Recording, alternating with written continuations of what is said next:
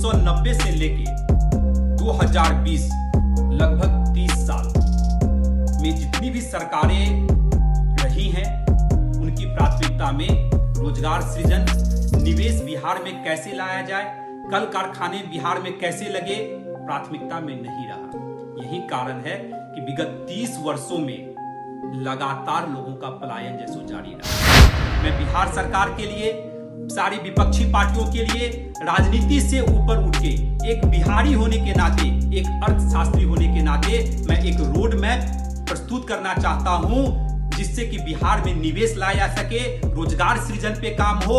और इस सिलसिले में महामहिम राज्यपाल से लेके मुख्यमंत्री जी से लेके विपक्ष के नेता से लेके तमाम पॉलिटिकल पार्टी के जो लीडर हैं, माननीय उपेंद्र कुशवाहा जी से लेके जीतन राम मांझी, मुकेश सहनी जी, प्रदेश अध्यक्ष कांग्रेस मदन मोहन झा जी, सीपीआई सीपीएम सारे नेताओं से मिलके मैं रोड मैप प्रस्तुत करने का काम करूंगा। साथ ही साथ इस लोकतंत्र का जो चौथा स्तंभ मीडिया है, मीडिया बंधुओं से भी मैं मिलूंगा, उनकी भी सहयोग की बहुत जरूरत है, उनको भी मैं प्रस्तुत करने का ये काम करूंगा। आपने कहावत सुनी होगी कि आग लगने पर कुआं खोदवाना, पर ऐसा ही कुछ लग रहा है बिहार में। बिहार की सरकार 15 वर्ष से जिस तरह से सत्ता में है, पर अचानक से जब बिहार में प्रवासी लोग वापस आने लगे और श्रमिक अलग अलग राज्य छोड़कर बिहार पहुंचने लगे, तो सरकार को अचानक से लगा कि अब उन्हें तैयार होना चाहिए और रोजगार सृजन करना चाहिए। 15 साल तक क्या कर रहे थे नीतीश कुमार, और उसके पहले 15 साल तक क्या किया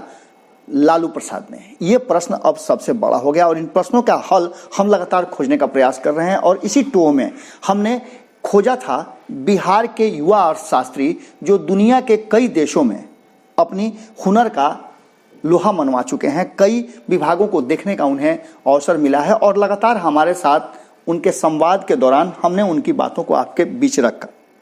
अब उनका चैलेंज है कि उनके पास जो मास्टर प्लान है, उस मास्टर प्लान से बिहार को बदला जा सकता है। उन्होंने इससे पहले भी, जैसा कि हमने आपको पहले भी बताया है, कि पहले भी सरकार से आग्रह किया था कि दलगत भावनाओं से उठकर अपनी अपनी व्यक्तिगत खुन्नस को छोड़ करके बिहार के विकास में आगे आइए, क्योंकि बिहार रहेगा तभी आप सत्ता की बात करेंगे, कुर्सी की बात होगी, मुख्यमंत्री की बात होगी, उप मुख्यमंत्री की बात होगी और नेता प्रतिपक्ष की बात होगी। जब बिहार ही नहीं रहेगा, बिहार के लोग ही नहीं रहेंगे, तो फिर किस तरह की सत्ता? स्थिति बहुत विकट हो गई है। और इस विकट स्थिति में भी माधव आनंद ने वीडियो जारी करके जो बात हमसे हुई थी उन बातों को तस्दीक किया है। उन्होंने साफ तौर पे कहा है कि एक बिहारी अर्थशास्त्री होने के नाते दलगत भावनाओं से ऊपर उठकर बिहार के उज्जवल भविष्य के लिए मैं एक रोड मैप लेकर के तैयार हूं। बिहार में रोजगार सृजन कैसे हो, निवेश कैसे लाए जाएं, इस पर उन्होंने एक विस्तृत ब्यौरा दिया है। हम लगातार इनकी चर्चा करते आ रहे हैं और हम ये भी बता रहे हैं कि उन्होंने पूरे इस फ्रेमवर्क पे काम किया है, एक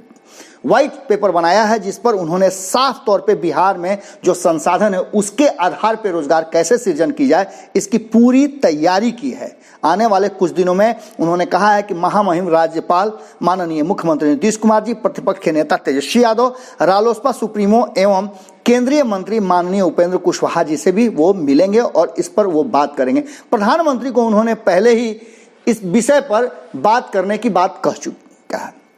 अब इसके साथ वो पूर्व मुख्यमंत्री जीतन राम मांझी हो या कांग्रेस के अध्यक्ष मदन मोहन झा हो, वीआईपी पार्टी के संस्थापक मुकेश सहनी हो, या फिर सीपीआई के प्रतिनिधि हो, या फिर प्रशांत किशोर हो, या और भी जो नेता हैं, उनकी बात उन्होंने की है। उन्होंने यहाँ तक कहा है कि बिहार से प्यार करने वाले जो भी लोग हैं, बिहार को एक नई दिशा देने वाले जितने भी लोग हैं, सिर्फ बातों का खेप न जारी करें बल्कि जमीन पर काम करें। और जमीन पर काम करने के लिए मेरे पास जो रोड मैप है उस पर विस्तृत चर्चा करके इसको अमली जामा पहनाया जाए। उन्होंने साफ तौर पे कहा है कि लोकतंत्र के चौथे स्तंभ कहे जाने वाले मीडिया के साथ भी वो विस्तृत चर्चा करेंगे और अपने रोड मैप से संबंधित विज्ञप्ति जारी करके उन्होंने साफ तौर पे ये कहा है कि हम सबसे चर्चा करेंगे और हम इस बात का वादा करते हैं कि जो हमारे पास विजन 2020 है, उस 2020 के विजन को विधानसभा चुनाव से पहले शुरुआत कर देना चाहिए। 5 साल के लिए अस्थायी सरकार बनेगी चुनाव के बाद, लेकिन उससे पहले लोगों को ये भरोसा हो जाए कि उन्हें अपने ही राज्य में रोजगार मिलेगा और इसकी प्राथमिकता सरकार के सबसे पहले है। इसके अलावा उन्होंने बहुत सारी बातें की है। उन्होंने ये भी कहा है कि सरकार हो या विपक्ष हो, सबकी प्राथमिकता बिहार में रोजगार सृजन होना चाहिए और बिहार के लोगों को जो श्रम शक्ति है, जिसने पूरे दुनिया में और खास करके देश के अलग अलग राज्यों को उत्थान में, उसके विकास में जिस तरह का योगदान दिया है, वो एक बड़ी बात है। अब इस बड़ी बात को कैसे हम अवसर के रूप में ले सकते हैं, ये हमारे लिए एक बड़ी चुनौती है और इस चुनौती का सामना हमें करना होगा। उन्होंने कहा है कि हमें मेरी योग्यता को, मेरी क्षमता को और मेरे इस रोड मैप को जैसे भी यूज करना चाहें कर सकते हैं। उन्होंने कहा है कि पिछले 30 सालों में अगर सरकारें कुछ की होती तो आज हमारे सामने ये स्थिति नहीं होती। इन सब बातों को भुला करके अब वर्तमान जो परिस्थिति है, वर्तमान हमारे पास श्रम साधन है, उसका कैसे समायोजन करके हम बिहार को विकसित राज्यों की श्रेणी में लेके आएंगे, ये हम कर सकते हैं और हमारे पास इसके लिए पूरे जज्बा से और सभी बातों को भुला करके आना पड़ेगा। सुनिए क्या कुछ कहा है माधव आनंद ने।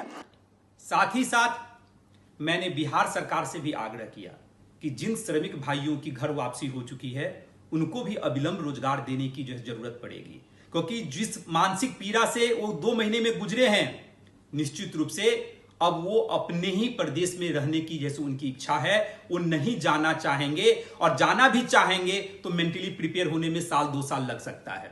इसलिए मैंने बिहार सरकार से आग्रह किया कि 100 करोड़ तक के सरकारी योजनाओं को, खासकर जो इंफ्रास्ट्रक्चर वर्क है, उसको आप टेंडर मुक्त करने का काम कीजिए। आप नॉमिनेशन बेसिस पे पूरी ट्रांसपेरेंसी के साथ भारत के प्रतिष्ठित कंपनियों को आप देने का काम करें, हर डिस्ट्रिक्ट में काम देने का काम करें, जिससे जो श्रमिक जिस जिला से बिलोंग करते हैं उनको वहां रोजगार की प्राप्ति हो सके। ये दोनों मांगे मैंने केंद्र सरकार और बिहार सरकार के सामने रखने का काम किया है। साथ ही साथ मैं ये भी कहना चाहता हूं, जितने श्रमिकों की वापसी हुई है उसकी संख्या लगभग 20 से 25 लाख है और लगभग 5 से 10 लाख लोगों की घर वापसी अभी होनी बाकी है। उच्च शिक्षा प्राप्त बिहारवासी जिन जिन कंपनियों में काम कर रहे थे, आज उनकी भी स्थिति अच्छी नहीं है। वो सारी कंपनियां या तो उनकी सैलरी कम कर देने का काम किया या उनको निकालने की भी धमकी देने का काम कर रही है। उन लोगों की भी घर वापसी की प्रबल संभावना है। बिहार सरकार को उन लोगों को भी सोचने की जरूरत है।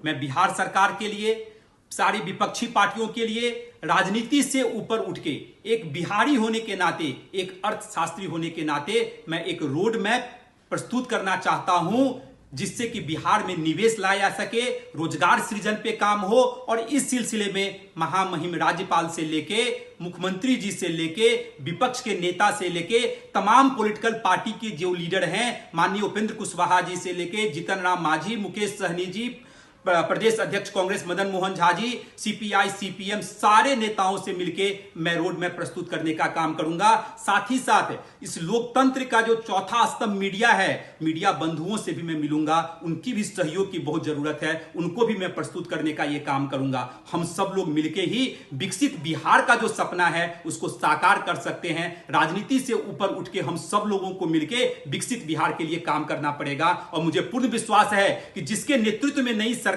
बनेगी 5 साल के लिए, निश्चित रूप से उस रोड मैप को अमली जामा पहनाने का काम करेगी और बिहार में रोजगार सृजन और निवेश पे काम होगा। बिहार में 1990 से लेके 2020 लगभग 30 साल में जितनी भी सरकारें रही हैं, उनकी प्राथमिकता में रोजगार सृजन, निवेश बिहार में कैसे लाया जाए, कल कारखाने बिहार में कैसे लगे, प्राथमिकता में नहीं रहा।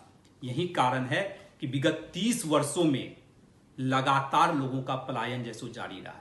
चाहे स्किल्ड लेबर की बात हो या अनस्किल्ड लेबर की बात हो या उच्च शिक्षा प्राप्त जो लोग थे, जो मल्टीनेशनल कंपनी में काम करने के लिए बाहर चले गए, सब पलायन करने के लिए मजबूर हुए। आज इस कोरोना पेंडेमिक और इकोनॉमिक पेंडेमिक से हर प्रदेश की सरकार जूझ रही है। खासकर बिहार की सरकार, जो सीमित संसाधनों वाली सरकार है, उनकी मजबूरी तो कुछ ज्यादा ही है। इसलिए एक अर्थशास्त्री होने के नाते मैं दलगत भावनाओं से ऊपर उठ के केंद्र सरकार से आग्रह किया कि बिहार को आप एक विशेष आर्थिक पैकेज 1.50 लाख करोड़ का जैसे देने का काम करें, जिससे बिहार की सरकार इस कोरोना पेंडेमिक और इकोनॉमिक पेंडेमिक से सही तरह से जैसे लड़ सके। और हमारी मांग को जिन लोगों ने समर्थन किया, मैं उनको धन्यवाद भी देना चाहता हूं। डबल इंजन की सरकार है, बिहार के लोगों की अपेक्षाएं भी है कि केंद्र की सरकार निश्चित रूप से बिहार को एक विशेष आर्थिक पैकेज दे, जिससे बिहार को जैसो विकास के रास्ते पे जैसो लाया जा सके। बढ़ाएं अपना कदम सक्सेस की ओर शिखर करियर इंस्टीट्यूट के साथ। शिखर करियर इंस्टीट्यूट पूर्वी भारत में एकमात्र कोचिंग संस्थान जो एक्सक्लूसिवली है मेडिकल एंट्रेंस एग्जाम के लिए।